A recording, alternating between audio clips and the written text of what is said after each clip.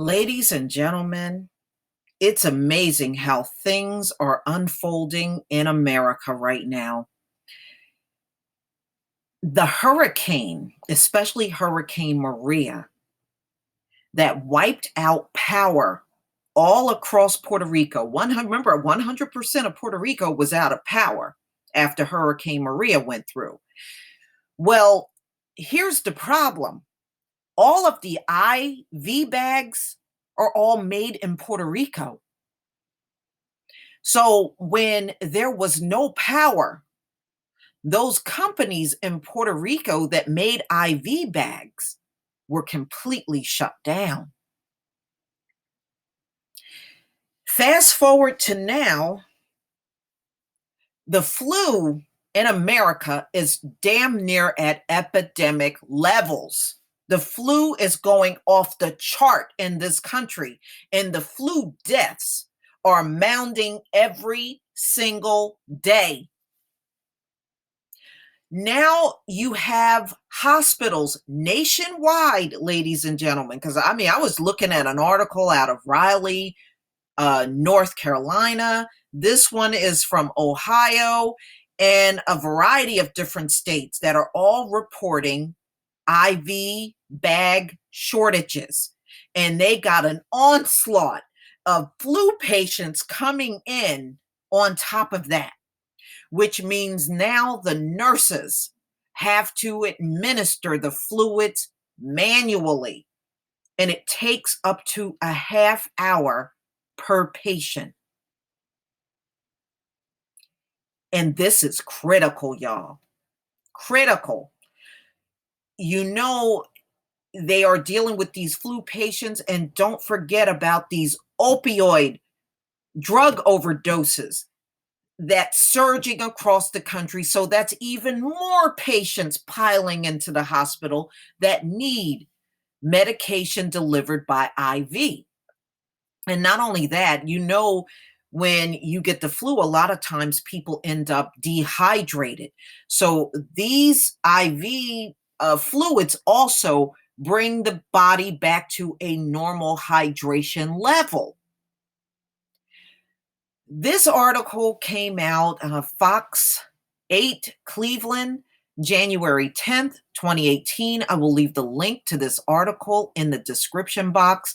Boy, you see how all of this is connected. This is all pointing back to Hurricane Maria, y'all. Who knew?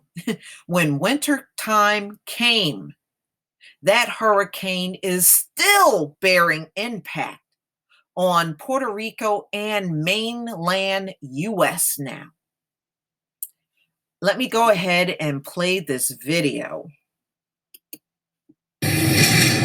As hospitals like the Cleveland Clinic see a surge in flu patients, they're facing a critical shortage in IV bags used to deliver drugs and hydrate patients. It's a huge impact, and this is a national impact. This is impacting every hospital across the country. And again, so every patient in every hospital gets IVs, so this has the potential to impact everyone. Chief Pharmacy Officer Scott Canor says technicians are working overtime to prepare alternate delivery methods.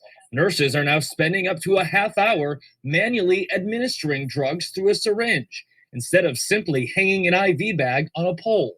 So far, we've been able to get every drug we need to patients.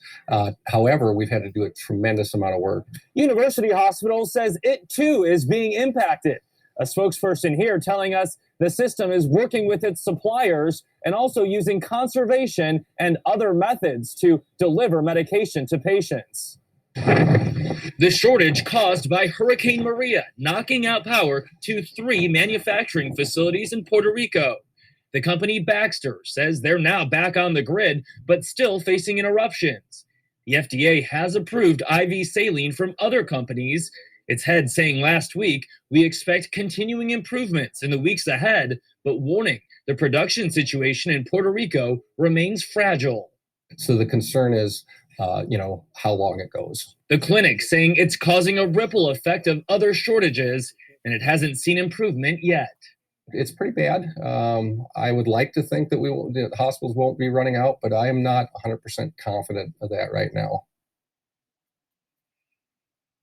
Okay, y'all, that sound went out with Fox News Cleveland. The sound on my end is fine. This is their, I guess, a technical difficulty, but you pretty much got the gist of what he said. This is critical all around the country. And like I said, there's been every day I've been looking at the flu deaths that's rising in the country. And also, um, the flu patients, they said this year is very bad. So I am advising all of you, please be very careful with who you come in contact with out here. If somebody appears to be ill and they're coughing a lot and showing a lot of the symptoms of the flu, please try to steer clear of that person. I know sometimes, especially if it's somebody in your household, it's damn near impossible. But just be careful out here, y'all. This situation is bad and it's getting worse. I cannot believe we are only 10 days in of the Gentiles calendar year, and so many things are happening. It is just unbelievable with the amount of things that are happening. Please tell me what you think. Please leave your comment and subscribe. Don't forget to hit on the notification bell.